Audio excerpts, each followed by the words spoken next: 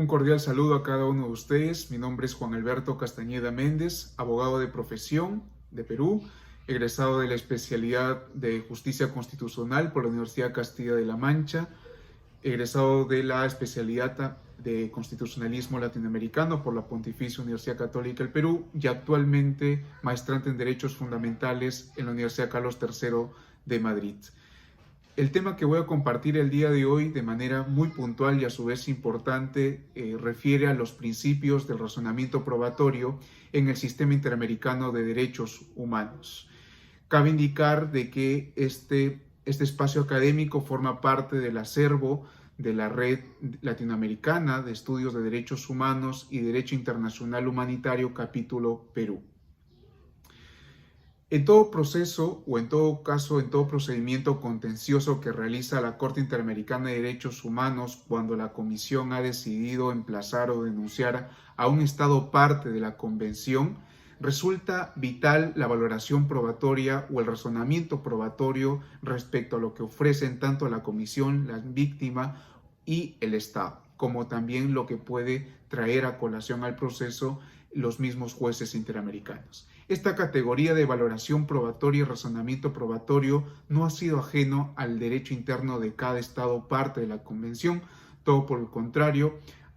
se ha tomado con mayor énfasis en esta categoría a través de estudios académicos como también grandes esfuerzos por parte de los organismos jurisdiccionales en la solución de casos judiciales. Y esto quizás se deba al tratamiento del derecho procesal como una categoría autónoma y ya no más como un apéndice de las ciencias, ¿no? Apéndice del derecho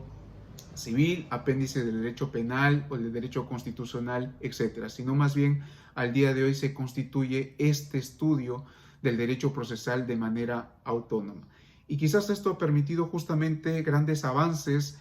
inclusive diversas metodologías bien interesantes en materia de razonamiento probatorio, cosa que no está ajeno o en todo caso no va en vías distintas respecto a la valoración probatoria en el sistema interamericano de derechos humanos. Sin embargo, hay cuestiones muy puntuales o definidas que tienen que ver con el razonamiento probatorio en el sistema interamericano, tales como por ejemplo que tiene una base normativa bien definida que responde al reglamento de la Comisión Interamericana de Derechos Humanos y al reglamento de la Corte Interamericana de Derechos Humanos, que en principio obviamente no fue siempre así. Las normas en materia de razonamiento probatorio de la Corte Interamericana de Derechos Humanos estuvieron dispersas en un primer entonces y luego se decidió justamente sistematizar, ¿no? Sistematizar todo lo que tenga que ver con la valoración probatoria, y esto fue obtenido, o en todo caso se aprobó este reglamento de manera sistematizada en el 34º periodo ordinario de sesiones celebradas del 9 al 20 de septiembre de 1996 y que entró en vigor en el 97. Encontramos toda esta sistematización del razonamiento probatorio o la valoración de la prueba en el capítulo 4 del reglamento. Entiéndase pues a categorías como la admisión de la prueba, el tema de los peritos, testigos, gastos de la prueba, etcétera, etcétera, etcétera. Entonces, en este capítulo 4 se ve justamente el andamiaje que se estableció respecto a la valoración probatoria. No obstante, al día de hoy ha tenido algunas variaciones que han ido en relación con las modificaciones tenidas en cuenta por reglamento de la Comisión, estrictamente respecto al artículo 43, 44 y otros artículos, y que también esta suerte de andamiaje pues, interamericano en materia de valoración probatoria tiene que ver con el desarrollo de la jurisprudencia de la Corte Interamericana de Derechos Humanos, ¿no? Uno de los casos bastante importantes que tiene que ver es con el caso Velázquez Rodríguez, que muchos de nosotros lo citamos o que es de mayor recordación entre nosotros, pero aparte de ello hay casos sumamente importantes y valiosos como están el caso Solís Correa, por ejemplo, entre otros. Lo que trae consigo la jurisprudencia de la Corte Interamericana en materia de razonamiento probatorio es muy importante, por ejemplo, respecto a los estándares probatorios, es decir, en qué medida o cómo se demuestra la vulneración de determinado derecho humano ante la Corte Interamericana de Derechos Humanos respecto a la carga de la prueba, respecto a la caracterización o particularidad de los derechos humanos en su sentido de vulneración o no, y otros aspectos que ya la misma Corte ha ido matizando para comprender este andamiaje interamericano comprendido respecto al razonamiento probatorio. Esto conlleva obviamente a puntualizar o en todo caso a enfatizar en 5 principios que creo yo importantes tener en cuenta al momento de adentrarnos o desarrollar en materia de razonamiento probatorio. El primero tiene que ver con el principio de libertad, el cual está comprendido o contenido en el artículo 44 del reglamento de la Corte Interamericana de Derechos Humanos, y aquí resulta 2 puntos bastante bien importantes. El primero es de que este principio de libertad entiende de que el ofrecimiento por parte de la comisión o de la víctima se puede realizar de manera libre en la presentación, pero siempre de manera oportuna, que ya lo vamos a ver a continuación en otro principio. Pero también este principio de libertad atiende a la posibilidad de que los jueces interamericanos tanto valoren la prueba ofrecida, pero también de manera de oficio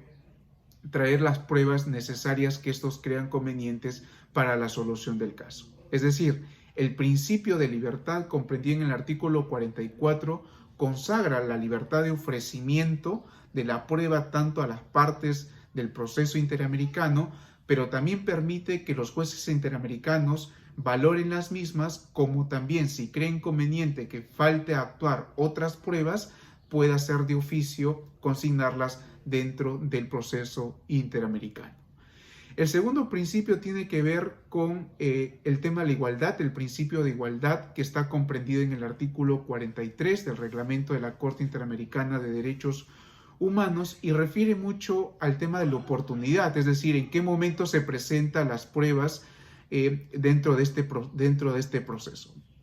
Oportunidad que me refiero a la demanda, a la contestación misma que se realiza frente al emplazamiento de esta, los escritos de deducción de excepcionalidad, etc.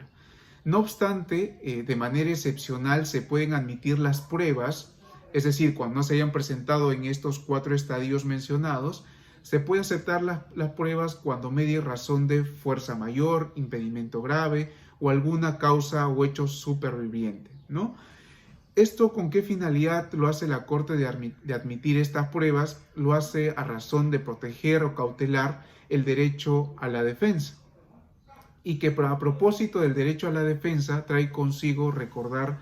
un tema, creo, bastante importante, solamente a modo de recordaris, de que en todo procedimiento contencioso frente a la Corte Interamericana de Derechos Humanos, se entiende que al momento del emplazamiento o denuncia que hace la Comisión Interamericana de Derechos Humanos a un determinado Estado, tiene que comunicar cuáles son las pruebas que sostienen dicha denuncia y así el Estado esté informado de las mismas, como también tiene que contener las pruebas si en caso se tratase de reparación o en todo caso una solicitud de reparación ante la Corte Interamericana de Derechos Humanos. De manera viceversa, la comisión y las víctimas tienen ese derecho de ser informados respecto a qué pruebas está presentando el Estado en su contestación o en su caso la deducción de algún tipo de excepción de improcedencia, ¿no? Esto justamente está muy vinculado con el derecho a la defensa, pero también está vinculado con el tema del control de la prueba, ¿no? No únicamente consiste en la presentación de pruebas en estos estadios del proceso, sino también tiene que ver con el control de la prueba, ¿no? Y el control de la prueba necesariamente se desarrolla en todas esas posibilidades de lo que el andamiaje interamericano, como también los avances o categorías que ha marcado la pauta la jurisprudencia interamericana de derechos humanos en materia probatoria, permite, ¿no? Por ejemplo, el tema de la recusación de testigos, el tema de la declaración de peritos y testigos, el tema pues de la inspección judicial, entre otras, ¿ok? Entonces, a razón de estas consideraciones, el principio de igualdad resulta importante entender la presentación de las pruebas en una determinada oportunidad que amerite una valoración correcta respecto a una correcta información y también una correcta ejercicio del derecho a la defensa. Otro principio que tiene que ver con el razonamiento probatorio es el principio de inmediación, ¿no? Que al fin y al cabo no se diferencia mucho de lo que nosotros hemos aprendido en la teoría general del proceso civil de pronto, que tiene que ver en ser este mecanismo por excelencia donde se interactúa de manera, valga la obviedad, inmediata una relación intersubjetiva respecto a preguntas o consultas sobre determinados hechos o pruebas que están en el proceso. Lo que tiene que ver o en todo caso enfatizarse en este principio respecto al sistema interamericano es lo que puntualiza el artículo 44.4 del reglamento de la Corte Interamericana de Derechos Humanos, en el sentido que le faculta a la Corte Interamericana poder realizar valoración o en todo caso una actuación probatoria como son las inspecciones judiciales o en todo caso comisionar a uno o a más para realizar estas inspecciones judiciales, lo que ha conllevado de pronto un conflicto, digamos, interpretativo en buena medida, toda vez de que sucede un problema de doble actuación probatoria. Es decir, muchas veces se cree por parte de los jueces interamericanos de que sobre determinada prueba que ha presentado la comisión es necesario realizar una prueba por parte de la Corte Interamericana, lo que se ha llamado en la doctrina interamericana como la doble prueba, ¿no? O la doble valoración de la prueba ofrecida. Y esto se da a razón de un argumento pues, que se manifiesta a razón del artículo 44.4 del reglamento, en que las pruebas ofrecidas por parte de la comisión no se han dado a razón de la inmediación que haya podido tener los jueces interamericanos. Y es por esta razón que es necesario realizar estos tipos de comisionado o en todo caso estos tipos de prueba. Y lo que resulta de alguna u otra manera una particularidad por parte de los jueces interamericanos es que, digamos, ofrecer de manera de oficio una prueba o en todo caso realizar estos tipos de actuaciones probatorias hacen de que su caracterización por hallar una verdad en la solución del caso interamericano sea de característica pues persecutoria o en todo caso de carácter inquisitiva equilibrada con el tema garantista, ¿no? Un cuarto principio, ya para ir culminando, es el principio de adquisición de la prueba, que no tiene, o en todo caso, que tiene que ver mucho con el principio de la comunidad de la prueba. Es decir, que la prueba no pertenece de manera exclusiva a quien lo ofrece, sino que esta prueba, dada ya en el proceso, forma parte del mismo, es decir, forma parte del todo, y en la cual en muchas ocasiones una prueba ofrecida por parte del Estado ha sido pues usada por ejemplo, por parte de la comisión o por parte de las víctimas, ¿no? Cabe indicar que este principio de la adquisición de la prueba no es una categoría reconocida de manera formal por parte del reglamento de la Corte Interamericana de Derechos Humanos, pero sí por el desarrollo de la jurisprudencia de la Corte Interamericana de Derechos Humanos. Finalmente, el principio de razonabilidad, y aquí resulta algo muy puntual e importante, ¿no? Aquí la Corte Interamericana de Derechos Humanos, en su entendido de su desarrollo jurisprudencial, cree que por este principio de razonabilidad se tiene que solucionar los casos atendiendo a los hechos de fondo o en todo caso al asunto de fondo y no tanto a los asuntos técnico-procedimentales, ¿no? Lo que resulta en gran medida un hecho bastante importante toda vez de lo que se trata a razón de determinar si un Estado ha vulnerado determinados derechos humanos, sea por omisión, por acción o por aquiescencia. Resulta importante saber qué elementos probatorios o en todo caso si esos hechos determinan la vulneración de un derecho humano comprendido en la Convención Americana de Derechos Humanos u otros tratados internacionales vinculados a este. Estos 5 principios principio de la libertad, la igualdad, inmediación, adquisición de la prueba y razonabilidad tiene que ver mucho con lo que les había indicado del razonamiento probatorio y que de alguna otra manera permite una dinámica un poco más prudente en otras